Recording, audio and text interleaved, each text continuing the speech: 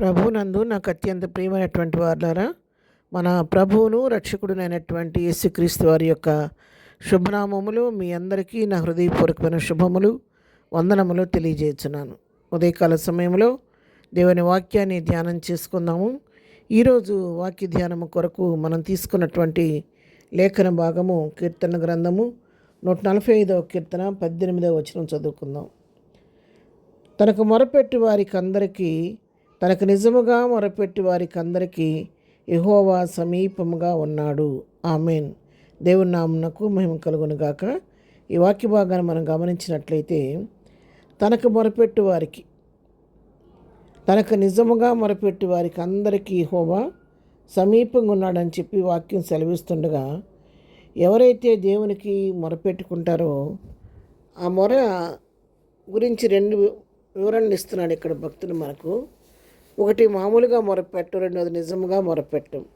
అంటే నిజముగా మొరపెట్టు ఒకటి, మామూలుగా మొరపెట్టు ఒకటి ఉంటుందా అంటే ఈ వాక్య భాగాన్ని బట్టి మనకు అర్థమవుతుంది రెండు రకాల మొరలు ఉన్నాయి అని చెప్పి. అందుకే ఇక్కడ ఏ వాక్యం సెలవిస్తుందంటే, మొరపెట్టు వారికి మొర ఆలకించి జవాబిస్తాడు, నిజముగా మొరపెట్టు వారికి ఆయన మరి ముఖ్యంగా సమీపంగా ఉండేవారికి మొర ఆలకిస్తూ ఉంటాడు. మొరపెట్టడం అంటే అందరం మనం జనరల్గా ప్రతిరోజు ప్రార్థన చేసుకుంటాం కదా.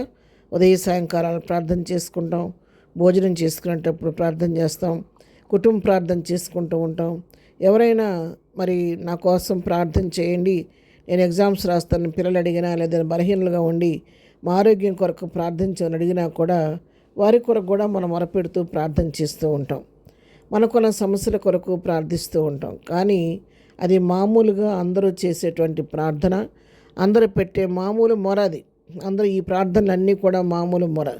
కానీ నిజముగా మొరపెట్టడం అంటే ఏంటంటే, మన జీవితంలో ఏదైనటువంటి అనుకోని ఒక శోధన మన జీవితంలో వచ్చినప్పుడు, ఆ సమస్య మన వల్ల కానప్పుడు దాన్ని పరిష్కరించుకోవటం, అది మన చేయి దాటిపోయినప్పుడు దాని సమస్యని పరిష్కారం చేసుకునే మార్గం మనకు కనబడినప్పుడు ఏం చేస్తామంటే, మనకి ఎటు తోచని పరిస్థితిలోకి వెళ్ళి ఆ సమయంలో అన్ని ప్రయత్నాలు చేస్తాము. అన్ని ప్రయత్నాలు చేసి ఏ కోణంలో కూడా మనకు ఆ సమస్యకి పరిష్కారం దొరకని సమయంలో ఏం చేస్తామంటే, అప్పుడు ఆఖరిగా దేవుని దగ్గరికి వచ్చి దేవుని సన్నిధిలో మొరపెట్టడం మొదలు పెడతాం. ఇప్పుడు నిజంగానే మన హృదయంలో నుంచి బయలుదేరుద్ది. దేవా, ఎన్నో ప్రయత్నాలు చేశానయ్యా, ఎక్కడా నాకు సమాధానం దొరకలేదు. ఎన్నో విధాలు నేను ప్రయాసపడ్డాను, కానీ నా సమస్యకి పరిష్కారం దొరకలేదు.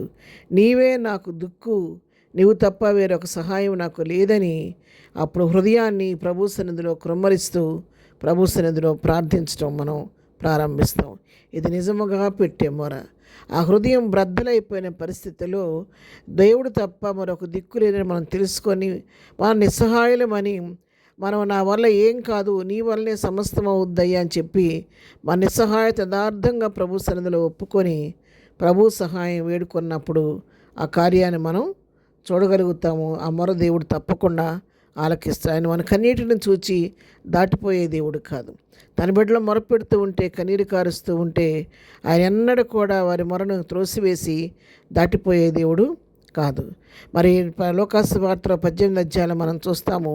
అన్యాయస్తుడైనటువంటి న్యాయాధిపతి ఒక పేద విధవరాలు వెళ్ళి మాటిమాటికి నాకు న్యాయం తీర్చమని అడుగుతూ ఉంటే, ఈమె మాటిమాటికి వచ్చిన ఈ విధంగా న్యాయం తీర్చమని అడగకుండాలాగున ఈమె త్వరగా న్యాయం తీర్చాలని చెప్పి ఆయన న్యాయం తీర్చాడు కదా.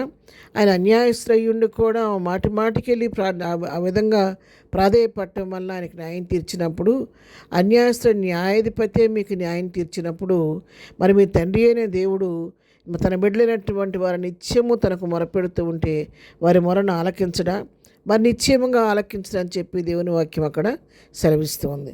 ఆయన బిడ్డలమైన మనం మొరపెడుతూ ఉంటే ఆయన తప్పకుండా ఆలకించి మనకు జవాబిచ్చే దేవుడు.